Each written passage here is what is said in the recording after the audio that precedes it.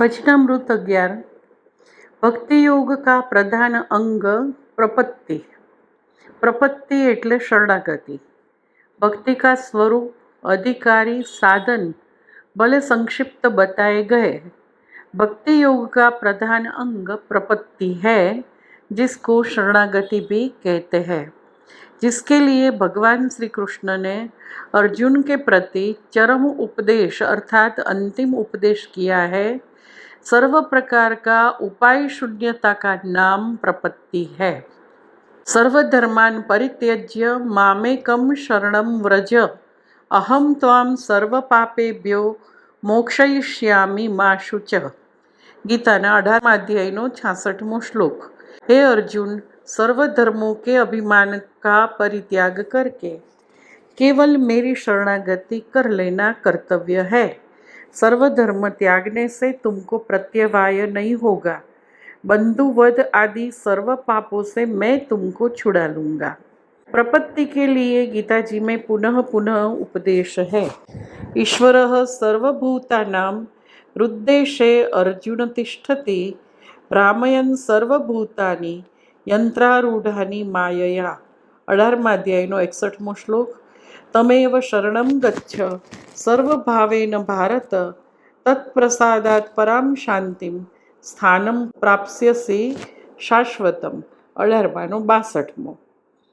भावार्थ છે કે हे अर्जुन, सर्वभूतों के भीतर अंतर्यामी रूप से ईश्वर सदा वर्तमान है।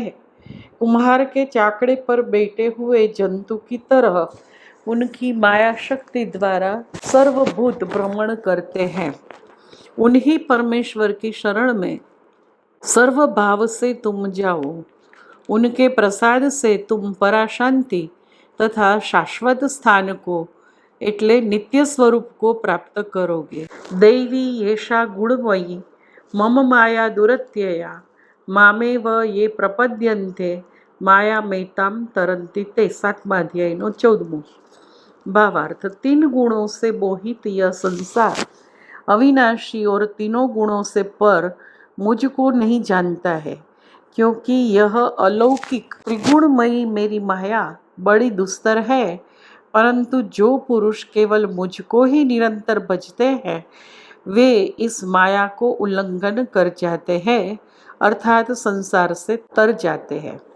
उस परम पद रूप परमेश्वर को भली भांति खोजना चाहिए, जिसमें गए हुए अर्थात जिसको प्राप्त किए हुए पुरुष फिर लौटकर संसार में नहीं आते, और जिस परमेश्वर से इस पुरातन संसार वृक्ष की प्रवृत्ति विस्तार को प्राप्त हुई है, उसी आदि पुरुष नारायण का मैं शरण हूँ। इस प्रकार का दृढ़ निश्चय करके उस परमेश्वर का मनन और निधिध्यासन करना चाहिए। ततः पदम परिमार्गितव्यम यस्मिन् गता न निवर्तन्ति भूयः, तमेव चाद्यं पुरुषं प्रपद्ये यतः प्रवृत्ति प्रसूता पुराणी। 15 अध्यायનો 4थो श्लोक। वाल्मीकि रामायण में कहा है कि सकृदेव प्रपन्नाय तवास्मीति च याचते, अभयं सर्वभूतेभ्यो ददाम्येतद् व्रतं मम। जो जीव एक ही बार मेरी प्रपत्ति करता है और मैं आपका हूँ ऐसी प्रार्थना करता है, उस प्रपन्न जीव को मैं सर्व प्रकार अभय कर देता हूँ। किसी भूत से उसको भय नहीं रहता। यह मेरा व्रत है। अगाઉ વિવરણમાં આ શ્લોક અર્થ સાથે આપ્યો છે. અહીં પૂજ્યશ્રીએ શરણાગતિ ઉત્તમ સાધન છે તે દર્શાવવા આપ્યો છે. प्रपन्न जीवों के लक्षण और प्रपत्ति का प्रकार विभीषण की आख्यायिका द्वारा मानस में बताए गए हैं। राम सत्य संकल्प प्रभु सभा काल बस तोरी, मैं रघुनाथ सरन अब जाऊँ देहु जनी खोरी। इससे सिद्ध होता है कि भगवत शरणागति करने वालों को अमानितादि गुण प्रथम अपनाने चाहिए। सबहु मान प्रद आपू अमानी, और उसी को ज्ञान भी बताया गया है। ज्ञान मान जह एक को नाही। सर्व अवलंबन को त्याग कर शरणागति करनी होती है। यह बात विभीषण के आकाश में खड़ा होकर बोलने से सूचित होता है कि आकाश शून्य हो, मैं भी सर्वावलंब शून्य हूँ. શ્રી ગુરુદેવ કી સન્નિધિના ભાગ 5ના પાના નંબર 7થી 11માંથી આ લીધેલું છે. વિવરણ અથવા વિવૃત્તિ. ભક્તિ માર્ગ અને બ્રહ્મ માર્ગ એક નથી, પણ જુદા જુદા છે. તે પૂજ્યપાદ શ્રી બાબાજીએ સ્વરૂપ, સાધન, ફળ તથા અધિકારી આ 4 બાબતોમાં બંને માર્ગોની પૃથકતા સ્પષ્ટ કરીને જણાવ્યું છે. આથી બ્રહ્મ વિદ્યા એટલે કે જ્ઞાન એ જ ભક્તિ છે એમ કહી ન શકાય તેમ સિદ્ધ કરીને પૂજ્યશ્રીએ ભક્તિયોગના સાધન ભક્તિને સર્વ સાધનોમાં શ્રેષ્ઠ સાધન માનવામાં આવે છે તે ઉચિત છે તે ભારપૂર્વક પ્રતિપાદિત કર્યું છે. ભક્તિયોગની પ્રધાન વિશેષતા શરણાગતિ છે એ પણ તેઓ શ્રીએ શ્રીમદ ભગવદ્ ગીતાના અનેક ભગવદ્ વિધાનો ટાંકીને સ્પષ્ટ કર્યું છે. તેમજ કર્મયોગ અને જ્ઞાન માર્ગ પર ચાલનારાઓની જે રીતે માર્ગભ્રષ્ટતા થવાની સંભાવના રહે છે તેવી સંભાવના ભક્તોની હોતી નથી, કારણ કે ભક્તોના રક્ષક સ્વયં ભગવાન હોય છે. એ પણ ભારપૂર્વક પ્રતિપાદિત કરીને અંતે શ્રી રામચરિત માનસના આધારે ભક્તિનું માધુર્યયુક્ત અમૃત પ્રેમી ભક્તોના સત્સંગથી પ્રાપ્ત થાય છે તે પણ સ્પષ્ટ કર્યું. ઉપસંહારમાં ભક્તિ માર્ગનું પ્રધાન અંગ પ્રપત્તિ જણાવીને પ્રપત્તિ એટલે શું તે વિભીષણની કથા દ્વારા વિશદ રીતે સમજાવ્યું છે. પ્રપન્ન ભક્તના અંતરંગ ગુણો: 1. પરમાત્મા સિવાય અન્ય કોઈ પણ અવલંબન ન હોવું, અને 2. અમાનિતા, જે સાચી શરણાગતિની જ સાચી નીપજ છે તે દર્શાવીને પ્રસ્તુત વિષયની ચર્ચા પૂર્ણ કરી છે. શરણાગતિ જે ભક્તિ માર્ગનું પ્રધાન અંગ છે તે માત્ર વાણીનો વિષય નથી, પરંતુ ત્યાગની પરાકાષ્ઠા છે. શરણાગતિ પરતંત્રતા નથી, પરંતુ પ્રકૃતિના બંધનોથી જીવની થયેલી પરતંત્રતા દૂર કરવાની અને પરમાત્માની જેમ જ જ્ઞાનરૂપ અને ચૈતન્યરૂપ આનંદરૂપ બની રહેવાની સ્વતંત્રતા પ્રાપ્ત કરવાની પ્રક્રિયા છે. આ નક્કર અનુભવ એટલે પ્રકૃતિના સર્વ બંધનોથી પૂર્ણ મુક્તિ, માત્ર ઈશ્વરત્વમાં જ અવસ્થિતિ. આવા શરણસ્થ જીવમાં પરમેશ્વરપણાનો આવિર્ભાવ થાય છે અને તે સ્વયં સચ્ચિત અને આનંદરૂપ થઈને પોતે જેનું શરણ લીધું છે તે સચ્ચિદાનંદ ભગવાનના સતચિત અને આનંદ સ્વરૂપનો રસાસ્વાદ એટલે કે અમૃતપાન કરતો કરતો તે તેની જેમ જ સદા સુખી અને પ્રસન્ન રહે છે. આ સર્વતંત્ર સ્વતંત્રતા માટે જ પરમાત્માનું શરણ સ્વીકારવાનું છે. રસરૂપ પરમાત્માને પામીને સાધક શરણાગત જીવ સ્વયં રસરૂપ બની જાય છે. રસમ હિ અયમ લબ્ધ્વા આનંદી ભવતી. આની પૂર્ણ ચર્ચા શ્રી ગુરુદેવ કી સન્નિધિ મેં ભાગ 5માં પાના નંબર 502 અને 3માં ઉપલબ્ધ છે. ઉત્તમ શરણાગત ભક્ત માટે શ્રી બ્રહ્મચૈતન્યજી મહારાજ ગોંદવલેકરજી જણાવે છે કે જે અંતઃકરણમાં નામ છે, અર્થાત જે અંતઃકરણમાં ભગવાન પ્રત્યે પ્રેમ, આસક્તિ બુદ્ધિ એટલે કે આસ્તિક બુદ્ધિ, ભાવ, શ્રદ્ધા છે, ત્યાં જ ભગવાન પ્રગટ થઈને દેખાય છે. ભગવાન પરત્વે આસ્તિક બુદ્ધિનો અર્થ છે સ્વયં પરત્વે નાસ્તિક બુદ્ધિ. જેમ એક જ મ્યાનમાં 2 તલવારો સમાઈ શકતી નથી, તે જ રીતે ભગવાન અને અહંકાર એક જ અંતઃકરણમાં સમાઈ નથી શકતા. સંત ભગવાનની સાથે એકરૂપ થઈ જાય છે. ભગવાનનું સ્મરણ કરવાનો મતલબ છે પોતાનો અહંકાર ઓછો કરવો. નામ સ્મરણ પ્રત્યે રુચિ નિર્માણ થઈ તો કર્તા ભાવનું અભિમાન ઓછું થાય છે. ભગવાન જ સર્વ બાબતોના કરતા ધરતા છે. આ ભાવના દ્રઢ થતાં પોતાની નિજી ઈચ્છા બચતી જ નથી. જ્યાં ઈચ્છા નથી ત્યાં યશ અપયશનું મહત્વ નથી રહેતું. પોતાના જીવનમાં બનનારી બધી જ ઘટનાઓ ભગવાનની ઈચ્છાથી બને છે એવી મનઃસ્થિતિ દ્રઢ થઈ ગઈ તો સમજવું જોઈએ કે તેને ભગવાનનું અસ્તિત્વ સાચા અર્થમાં સમજાઈ ગયું. ક્યારેક સુખ તો ક્યારેક દુઃખ, ક્યારેક સફળતા તો ક્યારેક વિફળતા. આ તો ગ્રહસ્થીનું લક્ષણ છે, ગ્રહસ્થીનો આ ધર્મ છે. મારું અસ્તિત્વ સત્ય નથી, ભગવાનનું જ અસ્તિત્વ સત્ય છે. આ કહેવા માટે પણ હુંનો ભાવ નથી બચતો. અસલમાં આ જ પૂર્ણાવસ્થા છે. અહીં હું તેને જાણું છું એ પણ સંભવ રહેતું નથી. પૂજ્ય બ્રહ્મચૈતન્યજી મહારાજના પ્રવચન, હિન્દીની આવૃત્તિ બીજી, એમાંથી આ લીધું છે. ભક્તિ માર્ગમાં ભક્તનું પતન નથી થતું એમ જે કહેવામાં આવ્યું છે તે આવા નિશેષ અહંકાર શૂન્ય ભક્ત પરત્વે સમજવું જોઈએ. આવા ભક્તની માર્ગચ્યુતિ થતી નથી. પરંતુ જે વ્યક્તિ ઉપલી સપાટીએ જ ભક્તિના આચાર કરે પણ અંદરથી અહંભાવી હોય, સ્વયંને જ કરતા ધરતા માનતી હોય, તે તો પતિત જ છે. પછી તેને માર્ગચ્યુતિની વાત રહેતી જ નથી, કારણ કે તે વાસ્તવમાં ભક્તિ માર્ગ પર જ નથી. બાહ્ય આચારો કે આડંબરી પૂજાથી ભગવાન પ્રસન્ન નથી થતા.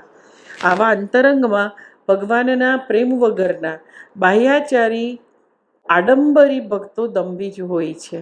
અલબત્ત અંદરથી દંભ ન હોય અને ભક્તિ માર્ગના પ્રારંભક ભક્તો હોય તથા સાદી રીતે બાહ્ય વૈધિ ભક્તિ કરતા હોય અને આ માર્ગે આગળ જવા માગતા હોય તેમની આ વાત નથી. સદાચારી ભક્તો ધીમે ધીમે ભાવની સઘનતા પામે છે અને સાંસારિક વાસનાઓ મોળી પડતા તેમના પ્રભુ ભજનમાં સંઘટતા ધીમે ધીમે થવા લાગે છે. આવા ભક્તો જન્માંતરે પરમાત્મા માર્ગે આગળ વધે છે અને બહુનામ જન્મનામ અંતે પરમાત્માની સાચી પ્રપત્તિને પ્રાપ્ત કરે છે. આ માટે જાગૃતિ અને સાવધતા જરૂરી છે. આવી જાગૃતિ અને સાવધતા ધરાવતા ભક્તો સત્વગુણની વૃદ્ધિ કરતાં કરતાં ભક્તિ સાધે છે અને ભાવની પ્રગાઢતા પામે છે. પરંતુ કેટલાક જીવો એવા હોય છે કે જેમને પૂજા, કથા શ્રવણ, જ્ઞાન ભક્તિની ચર્ચા વગેરે તેમના કર્મકાંડરૂપ બની જાય છે. કેટલાકને સત્સંગ, જ્ઞાન ચર્ચા ઇત્યાદિ મનોરંજન, રિક્રિએશન અને બૌદ્ધિક અપેક્ષા તૃપ્તિ એટલે કે બૌદ્ધિક ઇન્ટેલેક્ચ્યુઅલ ઈચિંગ એની શાંતિ મળે, બૌદ્ધિક ખરજ આવતી હોય એની શાંતિ મળે. આથી પ્રતિદિન ભાવવૃદ્ધિ કે ભાવ સઘનતાની વાત તો દૂર રહી. પ્રાથમિક કક્ષાની ભાવ પ્રાપ્તિ કે ભાવ સ્થિતિ પણ તેમની હોતી નથી. કેટલાક ભક્તો એવા હોય છે કે જેઓ જપ, પૂજા, ભગવત ધ્યાન આદિ સારા પ્રમાણમાં એટલે કે ઠીક ઠીક પ્રમાણમાં કરતા હોય છે. કથા સત્સંગ વગેરે પણ ઠીક ઠીક કરતા હોય છે. એટલે કે આ સર્વ માટે સમય ઠીક પ્રમાણમાં વ્યતીત કરતા હોય છે. આમ છતાં ભાવની ઇન્ટેન્સિટી પ્રગાઢતા પામતા નથી, કારણ કે તેમનામાં એક પ્રકારની સાધન જડતા આવી ગઈ હોય છે. વળી અન્ય સાધક ભક્તની તુલનાએ પોતે કંઈક વધારે સાધન કરતા હોવાનો આધિક્ય ભાવ કે ગુરુતા ગ્રંથિ જાણે અજાણીએ અનુભવતા હોય છે. આમ સાત્વિકતાની કે સાધનાધિકતાની અહં ગ્રંથિ તેમના માટે અંતરાય રૂપ બનતી હોય છે. પરમાત્મા તો કોઈ પણ પ્રકારની ગ્રંથિ વગરનું ઋજુ અને વિશુદ્ધ પ્રેમાળ હૃદય હોય તો જ તેમાં પ્રગટ થઈને અધિષ્ઠિત થાય છે. કેટલાક ભક્તો આ જાણતા હોય છે, બોલતા પણ હોય છે, પરંતુ સૂક્ષ્મ માયાના પ્રભાવથી આચરી શકતા નથી. સતત સારવંત આત્મનિરીક્ષણ કરી પોતાના આ દોષને પકડી પાડે અને તે દૂર કરવા પ્રયત્ન કરે અને સ્વપ્રયત્ને દૂર ન થાય તો ખરા હૃદયથી પરમાત્માને શરણે જઈ પ્રાર્થના કરે તો હૃદય નિર્મળ થઈ જાય છે.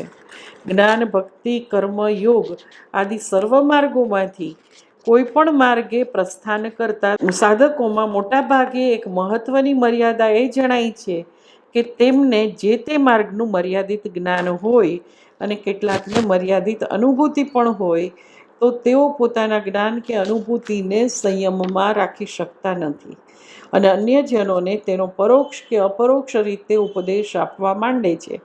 આ રીતે તેઓ પોતાને ઉપલબ્ધ જે જ્ઞાન કે અનુભૂતિ છે તે સાચા જ છે અને તેથી પોતાનો માર્ગ જ સાચો છે તેનો આગ્રહ ધરાવતા બની જાય છે. તેમાં પણ વ્યાસપીઠ પર બિરાજતા કથાકારો, સત્સંગ કરાવતા વક્તાઓ, મહામંડલેશ્વરો, પ્રાધ્યાપકો, શિક્ષકો આદિ અગ્રણી હોય છે. ટૂંકમાં ઉપદેશક માત્રમાં આ ભાવ પ્રાયઃ આવી જતો હોય છે. આ ઉપરાંત ઉપદેશકો જો પાર પાડ્યા વગર જ બહાર પડી ગયા હોય તો બીજાની મર્યાદાઓ જોવા માંડી જાય છે. શ્રી રામકૃષ્ણ પરમહંસજી કહેતા કે પહેલાં પાર પડો પછી બહાર પડો, અર્થાત પહેલાં પરબ્રહ્મ પરમાત્માને પામીને પછી જ ઉપદેશ આપવાની યોગ્યતા મળી કહેવાય. જો આમ નહીં થાય તો દર્શન થતું જ રહેશે અને પરમાત્મા પ્રાપ્તિ માટે મોટો અવરોધ બની રહે છે. સાવધ ઉપદેશક પોતાની મર્યાદા સમજીને પોતાને સુધારવાના પ્રયત્નો બરાબર કરતો રહેશે. આમ સાધક ભક્તોની વિભિન્ન કક્ષાઓ હોય છે. બધાએ સ્વનિરીક્ષણ કરીને પોતાની કક્ષા જાણી લેવી જોઈએ અને પછી જે કંઈ અવરોધો કે અંતરાયો હોય તે દૂર કરવા જોઈએ. તેમ ન થઈ શકે તો એમ ન માનવું કે અમે તો ભક્તિ માર્ગી છીએ એટલે અમારું પતન જ ન થાય. ગીતામાં ભક્તના લક્ષણો કયા છે તે ભક્તિના જ સાધનો છે. તે સાધનો પૂર્ણતઃ આચરીને પરમાત્માની ખરા અર્થમાં પ્રપત્તિ પામેલા ભક્તની જ માર્ગચ્યુતિ નથી થતી એ શાસ્ત્રો અને સંત ભક્તોના વિધાનોનો નિષ્કર્ષ છે. આચારઃ પ્રથમો ધર્મ, અર્થાત જે કાંઈ લક્ષણો જ્ઞાન ભક્તિ કે કર્મમાં વિહિત હોય તે આચરણમાં મૂકવા તે જ શ્રેષ્ઠ ધર્મ છે. જો આમ નહીં હોય તો કેવળ બાહ્યાચાર કે બાહ્ય ચિહ્નોથી કશું જ વળવાનું નથી. આથી જ તો બ્રહ્મજ્ઞ અખા ભગતે આવા કેવળ બાહ્યાચારીઓની આકરી ટીકા કરી છે કે તિલક કરતા 53 વયા, જપમાળાના નાકા ગયા, કથા સુણી સુણી ફૂટ્યા કાન, અખા તોય ન આવ્યું બ્રહ્મ જ્ઞાન. એક મૂરખને એવી ટેવ, પથ્થર એટલા પૂજે દેવ, પાણી દેખી કરે સ્નાન, તુલસી દેખી તોડે પાન. આ તો કેવળ બાહ્યાચારી અને અમર્મગ્ન લોકો માટે કહ્યું છે, પરંતુ જેઓ ભક્તિ માર્ગની ઓથે પાપાચારી અને દાંભિકો હોય છે તેમના માટે તો એક કવિએ બહુ જ સ્પષ્ટ જણાવ્યું છે અને તેમને ઉઘાડા પાડ્યા છે. તે પ્રથમ પ્રકરણમાં આપણે જોઈ ગયા છીએ.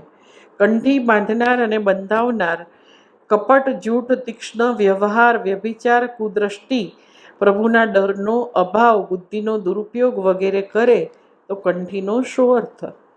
ભગવાન નામની ઓથે પાપાચાર કરનાર તો અતિ દુષ્ટ કહેવાય.